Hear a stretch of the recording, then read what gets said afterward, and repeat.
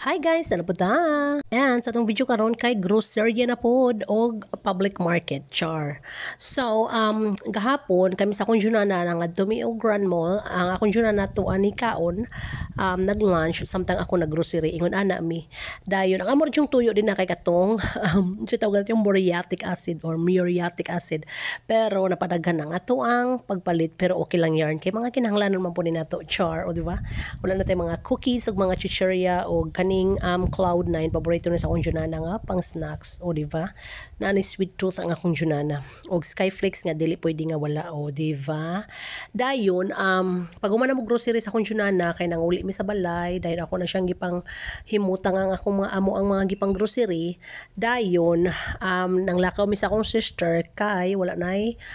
cereal lang akong junana sumaong nang niadto na pud mig Super Metro pero wala na ni ko akong junana o di ba gamay ra tong nabayaran dito sa atong grocery pero ubay ato nakuha pero kay mga mga unsara na sila din ha char o di ba so ato na siya gipanghimutang then pag man ako panghimutang anak kay nilakaw na pod ko char gikuyog na mo si Jared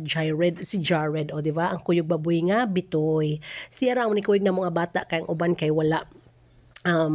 tuan nagpabilin sa amo o diba pag abot mo sa metro kay nangadto usab sa taas kay nami gipang tan-aw didto sa akong sister unya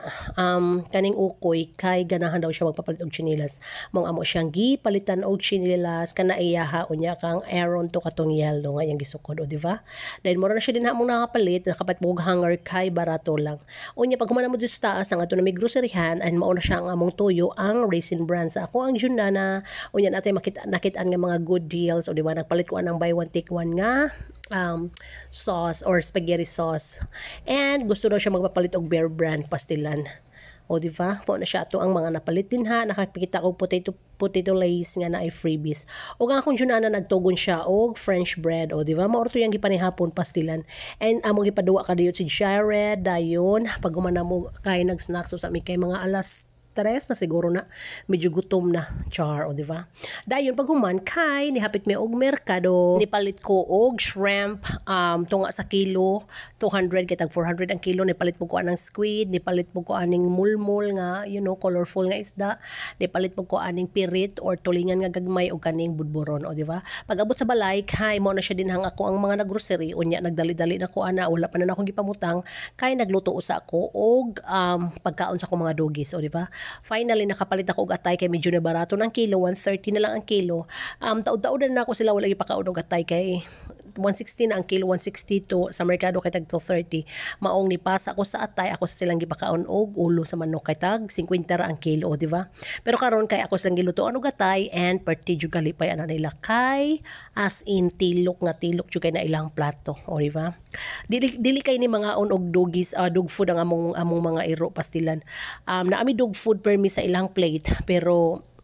ilahan ng murag duwa-duan or snacks ra nila pastilan kanon jud ang ilang naandan ani kaon nga lutuan ako og sudan o di ba ang kani ilahang atay nga akong napalit kay siguro good for basta daghan-daghan nga kauna nila so kaduhan ako nagpakaon na panihapon og pamahaw and kani siya nga mamadog kay mangita intaw ni siya pagkaon luoy kay gutom kay ni siya permi maunang ako po na siyang pakanon kung magpakaon ko sa akong mga doggies kay luoy kayo in town and ako nang giatubang ang ako ng mga vegetable nga napalit okay kayo kay wala na nagpaluto akong junana og sudan katura iyang gikaon ang French bread kay ingana na siya basta makakaon na siya rice kausa ra gyud na siya kay nag-lunch man siya rice man ang iyang gikaon sa Chowking sumaong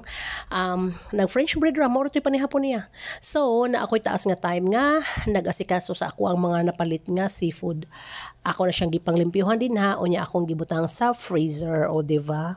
para naatay stock sa ato ang freezer kay medyo sunod-sunod jud tong mga pila ka adlaw nga nasige mi karne maong mag seafood sa takay unsaon na lang char o diba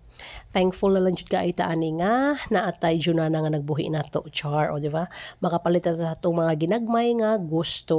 o diba thank you kaayo sa ato ang junana mao na sa dinha limpyo na sila dinha ako na silang gipang ready og isod sa ato ang freezer para naatay maukab-ukab char natay masungkab kung magkinahanglan taog magluto kaning shrimp kaysa ako ng junana kay dagko kay na siya nga shrimp so mao na siya din ha ang atong nabili og mao guys salamat sa pagtanaw bye bye